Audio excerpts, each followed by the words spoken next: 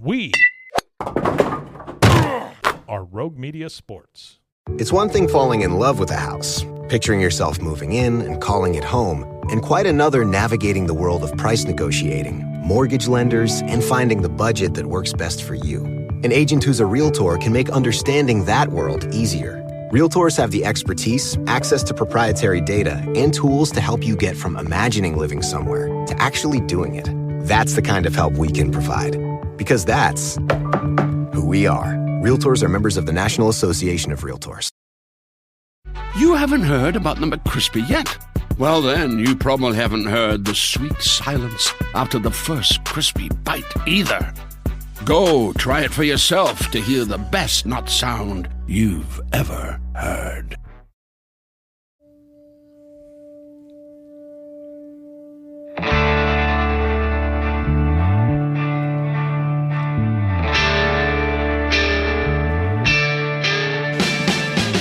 It is Matt Mosley, and alongside Ed Werder.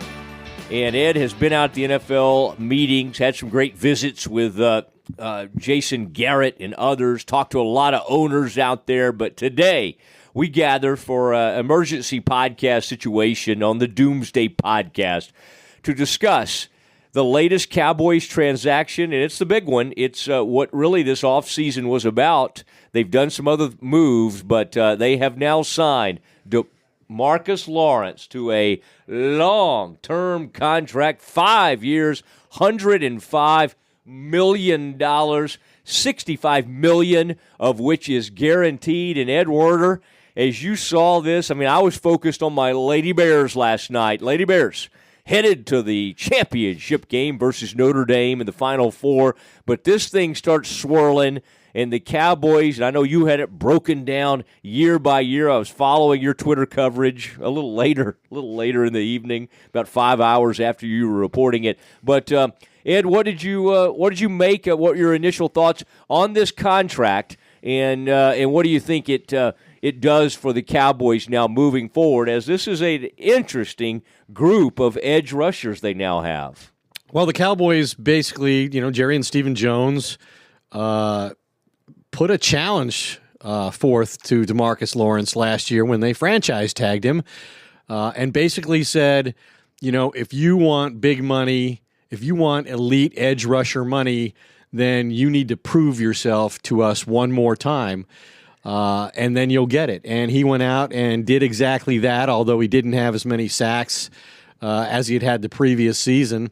I think he still demonstrated that he's the best defensive player, arguably the best defensive player that they have, and is among the top handful of pressure players. And, while the Cowboys go into this offseason and it looks like, they're not very active in free agency and they don't have a first-round draft pick, the most important thing this season, the number one priority for the Cowboys front office, was getting DeMarcus Lawrence signed and not being forced to use the franchise tag on him, and getting him signed soon enough that he can go ahead and have this surgery for torn labrum that he's played with in time to be fully recovered for week one of the regular season. And the timing of this will allow that to happen. It was a big factor in getting a deal done, which we can talk about in more detail later.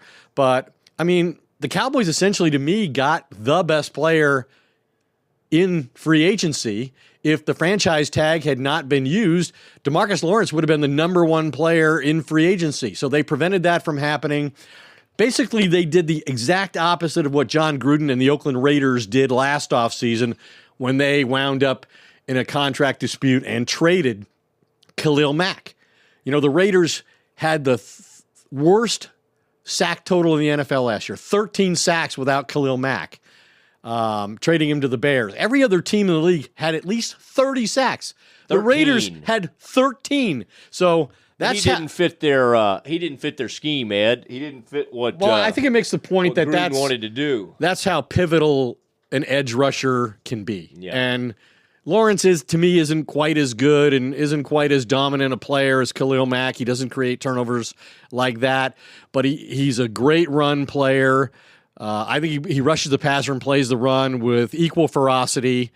And with him and Robert Quinn, I think you can argue that they're substantially improved in that regard now, even though, Randy Gregory's future is uncertain and David Irving is, the franchise is finally done with David Irving, which I wonder if this provokes a moment of self-awareness for David Irving. Oh, I wouldn't. In terms of, on it. Yeah. Geez, if I could have just been more dedicated and used my athletic ability like DeMarcus Lawrence has, I could have been worthy of a payday like this. Yeah, let me be blunt on David Irving. All right, it is the Doomsday Podcast. So happy to be back together up at Frito Nations Productions up in far, far North Dallas. And Ed, maybe even out to Allen, we might be. There's been some interesting activities out here in Allen recently. Ed, this is this is on a lot of areas. What I wrote, I don't know if you've had time to read me. And by the way, I've got a new publication that I'm writing for, PressBoxDFW.com. Okay. The name of your employers now makes you laugh? Is that where you... No, I was screwed it up. I was saying so. It used to be called something else, but it's PressBox. You've had so many different ones, you can't keep them all straight True. anymore. PressBoxDFW.com. Gil Lebreton helped start this thing. Guy's a legendary local columnist, and so glad to be a part of that. But I think the title or the column that was sort of about, hey, he had these guys. DeMarcus Lawrence had Jerry, and Jerry is a good negotiator, but sometimes the player has the hammer. He also had the help of several local beat writers. The beat writers were out racing to his defense on this thing. But you mentioned it early on. The labrum, the torn labrum, that's an interesting negotiating tactic. I mean, we don't see this that often where a player says, you know what, I think I'll hold off on this surgery till we get this thing done. And that has become a huge problem. This is a 3 to 4 month recovery from a torn labrum. So even now that everybody's happy and all, this still, I mean, he won't be ready in my mind for the start of training camp. I bet they kind of ease him in. I bet if he plays in the one preseason game, and that might be enough for him. But that's an interesting part. He already put up the numbers, so he had leverage in that regard. And, Ed, it helps that people like David Irving messed up. He's gone. Gregory's suspended indefinitely. And arguably, I mean, Ed, do you agree with me that this guy's the best player on the Cowboys? Well, I said argue. I was going to say he's their best defensive player, but then I remembered sort of the evolution that we've seen with Jalen Smith and the vast potential of Leighton Vander Esch. So I still have him over both of those guys. Just I would say probably so, but yeah. but it's close. It's it's getting close. But yeah, I think because of the position he occupies, because of the unique rusher that he is, and let's put that into some kind of context. I mentioned that he plays a run in the pass with equal ability, and not every pass rusher does that. But he's recorded 25 sacks over the last 2 seasons, and until they acquired Robert Quinn in the trade with Miami, Robert Quinn, medicine man, the only other player they didn't have another player on the roster who had more than 9.5 sacks during that same period of time. So he had nearly 3 times as many sacks as anybody else on the roster. And given that nobody knows what might happen with Randy Gregory, whether he'll be suspended for the whole season or whether, for some reason, the Cowboys seem to believe he's going to be available for week 1. We forgot to do our emergency podcast for his contract extension. He's suspended indefinitely. And What they're a like, unique set of circumstances to negotiate. Talk about having leverage. I mean, have the Cowboys ever had more leverage on a player than they had on him? I think the Gregory deal allowed them to throw a few more million into this other deal. And by the way, Ed, this just so you're kind of our salary cap guru, resident guru. I mean, you and Frito, of course, but this helps with next season's cap because the way they're doing this with the signing bonus and everything, it'll free up about $9.5 million. And so he was going to cost $20 million on the cap as long as he was the designated franchise player, whether he was on the field or he wasn't. And so this brings this first year cap number down to about 11 million, something like that. So they're going to save about $9 million on the cap, which is important because in talking to people in the Cowboys front office about this deal and kind of who's next, They've got to do a deal with Amari Cooper because you don't give up a first-round pick for a season and a half of an elite receiver. So they've got to extend his contract and make sure that they have him. They're going to do something with Dak Prescott, even though he's contractually obligated to play this season without any kind of enhancement or extension. But they've been very vocal about the fact that they are going to extend him and they're going to give him a significant amount of money. And then Byron Jones is still in line for a contract extension, and then they've got to do something with Ezekiel Elliott. So I joked to Stephen Jones. I said, the salary cap guy who's going to put this whole economic puzzle together and keep the Cowboys under the cap and retain, all this young talent that they've acquired is going to be due a raise himself at the end of this process. So, but I think Stephen's going to come out quite well eventually. You think so? As far as his ownership share and all the responsibilities that have come with that. But have you been joking with Steven since this contract happened, or was this at another time? I mean, this was today. Oh, good. You've been in touch with Steven. Always like it when you check in. Apparently, reports have it that a Steven and D-Law, DeMarcus Lawrence conversation may have kind of moved things along. Always kind of funny, Ed, to read how these things evolve. Yesterday morning, I believe it was Pro Football Talk, just simply, and they didn't have a long report. It said, hey, in their big headlines, what grabbed everybody's attention, Cowboys and DeMarcus Lawrence close to a deal. And then in it said, hey, the talks have started again. They're getting there kind of thing. And then a lot of folks were shooting that, it's like, no, they are not close. And then by the end of the evening, it's like, I guess they were close. $105 million. Ed, let's go back over some of these contracts. What's going to be interesting to see is if Dak Prescott. So this is the most guaranteed money any Cowboys player has ever been. Even more than Tony. Tony had $55 million $10 million guaranteed. more than Tony Romo. And let's put this. Now he'll get more from CBS. $65 million guaranteed is the fourth most to any defensive player in the entire NFL, behind Khalil Mack, Aaron Donald, and Von Miller. And that seems right because, not coincidentally, his 25 sacks, which I mentioned earlier the past two seasons, that's tied for fourth in the NFL during that period of time. So there seems like an equitable solution. As far as the role that this, torn labrum had, which he played throughout last year with, obviously he was threatening to go to the limit, go to the July 15th deadline, and not have the surgery. And the Cowboys countered by, well, if you do that, then you've devalued yourself to us because we're not gonna pay big money to a guy who's not gonna be fully ready to go beginning on week 1. And so this became an interesting little leverage dance that these two engaged in. And speaking to both sides today, while Lawrence made it abundantly clear very early on in the process that he was not going to have the surgery until he had the long-term security that the Cowboys had promised him. He had said nothing in that regard until yesterday. And my understanding from the Cowboys is that definitely created sort of an artificial deadline for them to get this deal done. In other words, they couldn't go to July 15th like they did with Dez Bryant when he was the franchise player, for example, and signed him long-term moments before the deadline expired to do more than a one-year deal. So, and like I said, I think it's going to be interesting to see, is Dak Prescott going to get more than $65 million guaranteed in this upcoming deal? Yes. That's what it kind of looks like now, I would say so, too, based on his position. On his position. And so it'll be somewhere around there, and we'll see where that thing goes. Now, Ed, what everybody wants to think of now is, okay, what's this rotation look like? What's the depth at the edge? We knew Lawrence this thing was going to get done one way or the other. It wasn't going to, I never sensed he's not wired. And again, I don't know Le'Veon Bell. I would assume you've spent time with him at some point, or you've run across him or done some interview with him. Well, the interesting thing to bring his name up, last year when the Cowboys were winning and Lawrence was having success and he was playing on the franchise tag, which Le'Veon Bell refused to do. Somebody in the Cowboys organization referred to Lawrence as the quote-unquote anti-Le'Veon Bell, that he was taking the exact opposite approach of Bell, who withheld his services to the detriment of the Steelers all year long. And ultimately got himself out of the organization, and now with the Jets.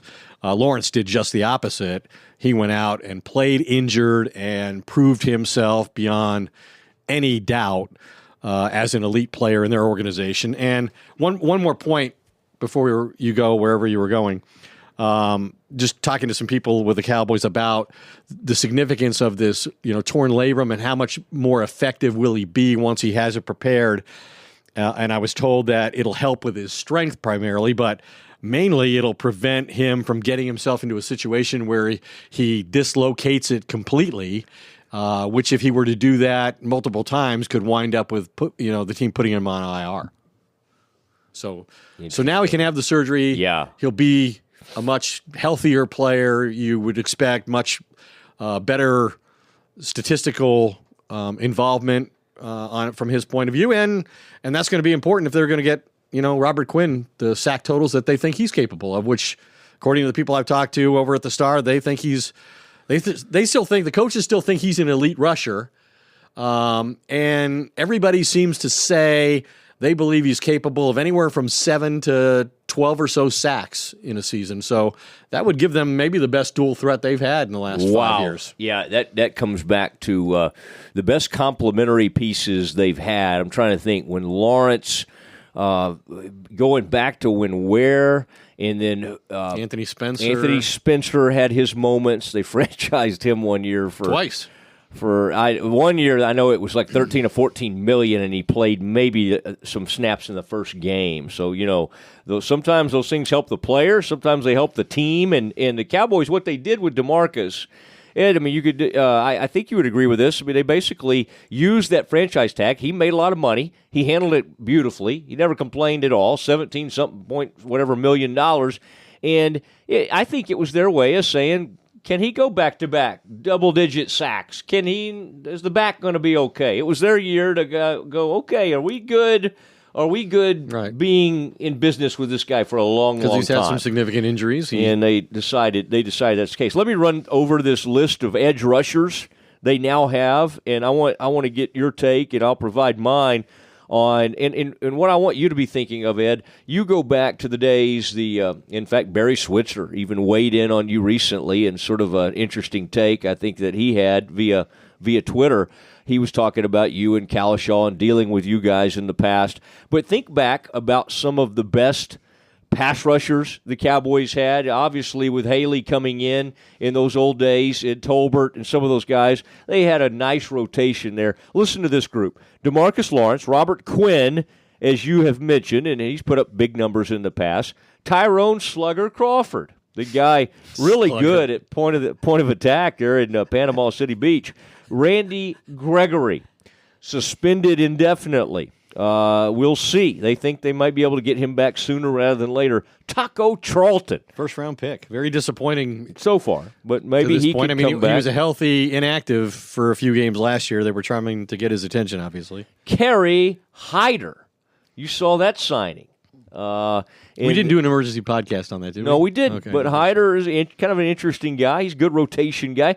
And then Dorrance Armstrong, or as Gil Brandt would say, Dorrance. Loves to say Dorrance. From Kansas, and a guy that really impressed in training camp last year. In fact, one member of the organization, now you're going to laugh at this, compared him to Bruce Smith in terms of physique and technique.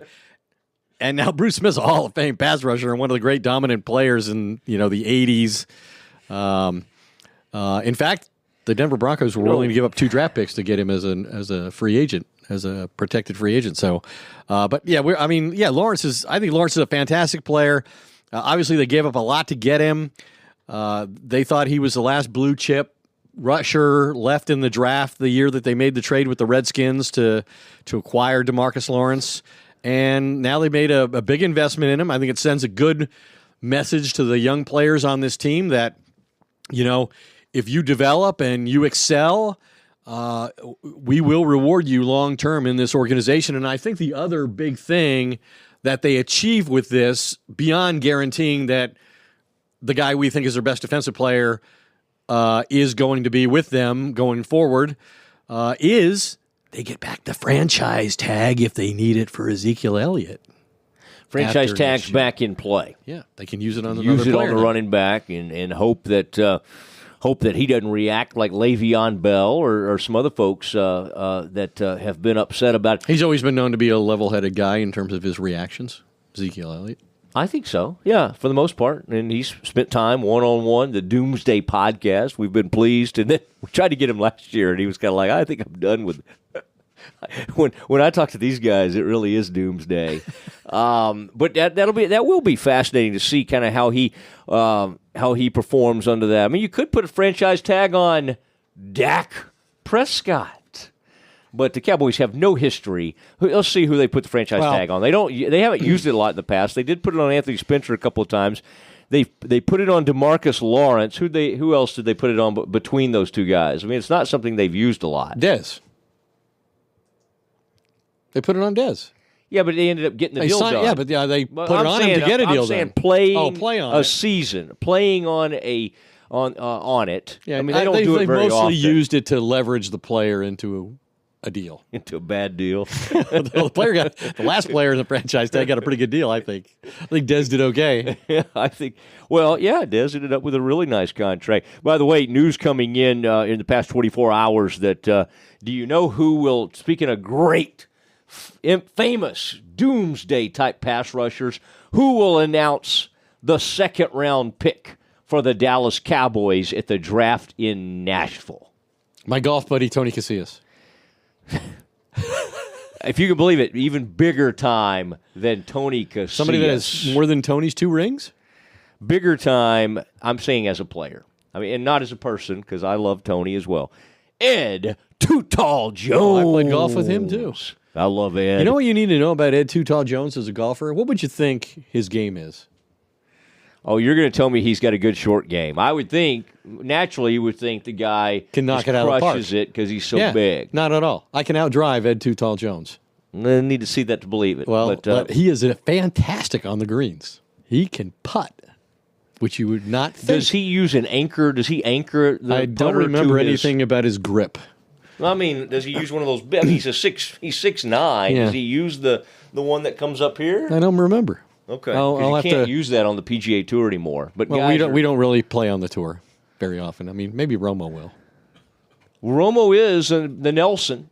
He'll be right back out there. God, the Nelson's getting some bad dates. Did you see that right before the PGA Championship? That's awful. Ed, you had something in our pre-show meeting, which usually lasts about 3 or 4 minutes. I thought that was interesting though. When you pay these sorts of huge amounts to players and you keep your own, what it sort of the pressure it puts on you in other areas. Explain that to our growing fandom. Well, obviously, there's a limited amount of money. In fact, you mentioned that I was at the NFL owners meetings, and I got up earlier than necessary, as it turned out, because I had the wrong time for the beginning of the coach's breakfast. So I was there way before the omelet chef. And Garrett was asked about the DeMarcus Lawrence situation, and he said, the goal I always have in these situations is to make it a win-win. We want you, the player, to make money. The Joneses want you to make money. But having said that, we want to be part of a team that can compete for a championship, and in doing that, you have to have discipline under the salary cap. And so the challenge becomes greater for people like Will McClay and the scouting staff in the draft and in the second and third tiers of free agency, because they're going to have so much of their cap space allocated to a handful of players. They didn't realize the benefit of having a below market contract on their starting quarterback in Dak Prescott, which was the key to the Seattle Seahawks' success with Russell Wilson and the Legion of Boom winning a Super Bowl and going to another one. The Cowboys failed. That window is going to close the minute that they sign Dak Prescott, and it sounds to me like he's kind of the next priority, that either he or Amari Cooper will get the next big deal. And so when you allocate that kind of money and that percentage of your total team cap to a handful of players, then you've got to hit it in the draft to get players whose salaries you control. And so if you're going to criticize the Cowboys for going out and spending their first-round draft pick in 2019 on Amari Cooper to get the benefit of him for half a season in 2018. Now they're going to pay, I don't know, $18 million a year on the cap for a receiver instead of had they chosen to draft one this year for that position. It would have been somebody who had a much lesser salary for the next 4 or 5 years, depending on what round you took him in. So that's going to be the challenge for the Cowboys now. A guy like Stephen Jones and what he does and how he allocates the money is going to become all the more difficult and more important if they're going to be able to put a contending team together on a regular basis, because the dynamics of how their team is put together financially are changing dramatically by the moment. Well, I think you're right. One other challenge for the Doomsday Podcast is going to be, can we make the 58th overall pick in the draft feel like the most important pick in the draft, maybe even more important than the number 1 overall pick? And I say that we need to bring out the Jerry Jones in us. Yes. But Cowboys fans, it's every bit as important, more important than any of those first 57 picks. So one of the things I want to do is dig into that, Ed, as we look forward to the draft. Are you thinking about, because the first night of the draft, I kind of like to, and you've been known to do this too, show up at the Star now in Frisco. Are you thinking about going to Nashville, having some hot chicken? I think that's their big thing. Hot chicken is a big dish there, and that's a big ticket in Nashville. Do you know that? They sort of fancy themselves as like having invented that. I just like to go to Tootsie's and listen to the country music, up-and-coming country music stars. Tootsie's. Jake Owen played there a couple weeks ago. I would like, could you get us into the Ryman? I'd like to go to the Ryman with you. You are a big country guy.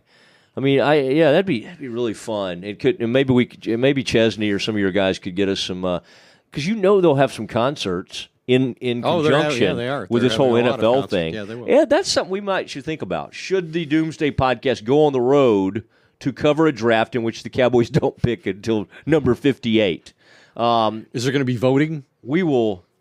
Maybe some online voting about whether we should go or people aren't that interested. If Frito could figure out how to put up a poll on the Facebook page. People can just add us on Twitter or on our Facebook page. Okay, by the way, why did you not tag me this morning when you were touting this thing? You said Matt Mosley without @Matt Mosley. Does that bother you for some reason? Yeah, very much so. You're lucky your name was in it at all. Don't tell me how to do it. I was looking for it.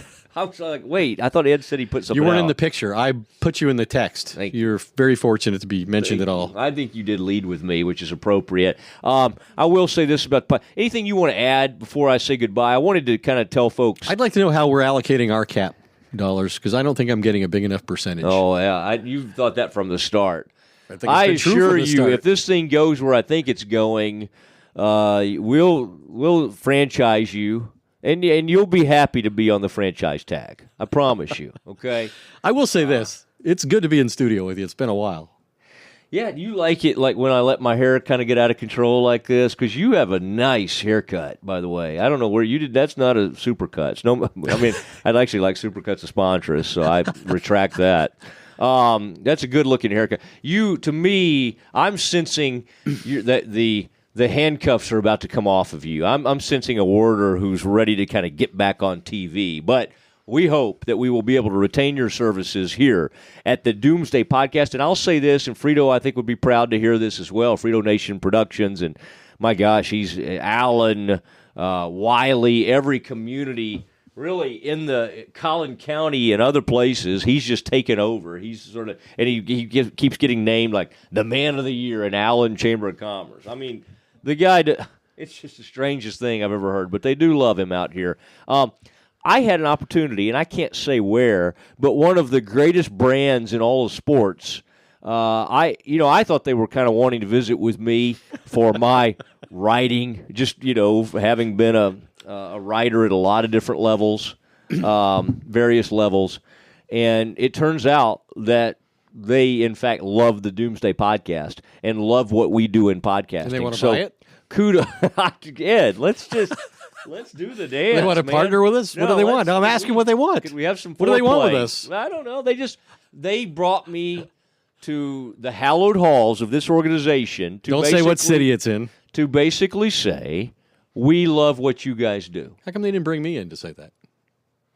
Ed, I am. You kind of handle the business. Yes, I is handle the business. Why I'm so concerned about it. It's for good reason. But I promise you, Ed, you will someday be taken care of. Frito, appreciate everything. Hey, just make sure you tank me. I will. People have accused us of tanking. This has been fun. This is an emergency podcast. DeMarcus Lawrence, now a Cowboy for 5 years.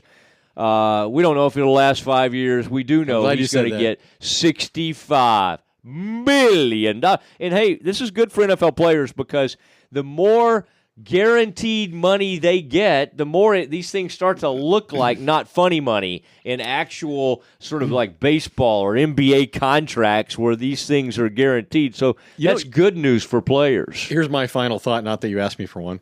But when I was covering the Cowboys for the Dallas Morning News with our good friend Tim Kalishaw back in the early 90s, and they were building that dynasty that would win 3 Super Bowls in 4 years, and the conversation with the Players Association became about what you just said, guaranteed money.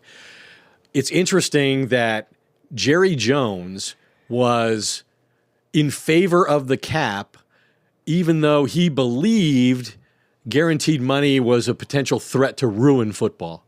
Unlike baseball and basketball, because it's such a physical sport, it's a collision sport, careers are so short, Jerry really felt like if you guaranteed players money, they might not perform to the same level once they had financial security. And despite that, obviously, Jerry became one of the people in ownership who was one of the most free spending owners. And that was because he realized that was the way to effectively, quote unquote, cheat the cap, expand the cap by guaranteeing money and prorating it over the life of contract. He could actually sign players to total deals that exceeded the cap because of the way it was constructed. But Jerry actually thought that guaranteeing money had the potential of causing players to be less motivated, less willing to put themselves at risk physically, and therefore could totally ruin the NFL. Yeah. Well, fortunately, they've manipulated the rules to the point that it's not nearly as physical as it was, and so it's far less dangerous, and so the players aren't taking the risk. Still dangerous, but also it's been helpful. I was being a little sarcastic. Yeah, on exactly. That final but point. As opposed to those other professional sports leagues that you mentioned, the NFL has had one of the weaker unions in all of professional sports, especially given how well and the billions of dollars that it makes. And so sometimes people, I'll see people on Twitter, like writers actually go, why do these NFL players get more? And it's just like, that's the reason Marco Rivera used to call me, and that's the reason, God rest his soul, that so many players hated Gene Upshaw because they didn't think Mean Gene looked tough, but they didn't think he went to battle as hard as he could over the years. And when Marvin Miller and the old baseball union chief and some of those guys got those things done, the Donald Fairs, the MLB now, the players have always felt we're not represented as and I don't know. You probably know DeMaurice Smith. Maybe he's. Well, we're going to find out because this the collective bargaining agreement will soon expire, and they've already begun the process of talking about it. And at some point, to get what the players want, they're going to have to be willing to strike. And so far, they haven't been willing to do that for a very long time. No. And if they strike, maybe the AAF can come back. Ed, I'm sorry. Oh, you're friends with Polian. I'm sorry. And I do not take delight, even though I think Polian's kind of a blowhard. I do not. That was a bad. That's a rough deal. Bill Polian's one of the great people I know and an excellent football man. Good. Well, not a great businessman, obviously, but the football part of it was very good. I like the football part of it, but it turns out, by the way, when you let people into the chicken coop. Old Tom Dundon. Tom, thank you. Rescue us. That thing shut down within about 6 weeks of Tom Dundon walking in there with all his millions. It is the Doomsday Podcast. It is Frito Nation Productions. Ed Werder, excellent stuff. Appreciate you. Good to be here. Working on an off day, all of us. We have a lot of off days. Frito and I would be playing golf if the weather would permit it. So. That's right. All right, everybody. Have a great week, and we'll talk to you soon. Good night.